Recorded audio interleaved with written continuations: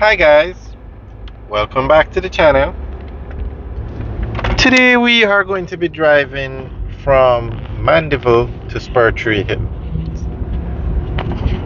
We are actually in the Hatfield area in Manchester, and we're going to be driving to the Spur Tree area also in Manchester. So this is the main road on the south coast of Jamaica. As you can see, the road could use with some upgrading, but this is the main road. Now a highway is going to be built to bypass this entire area, so you'll have an option to use the highway or drive on this road.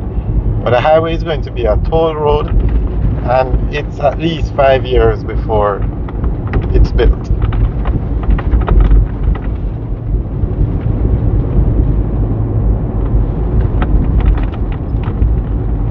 Alright guys, so enjoy the tour. Now that's a new gas station being constructed on the right, and what is the norm now is when you build gas stations, you usually build a plaza with it. So a plaza is being constructed there also.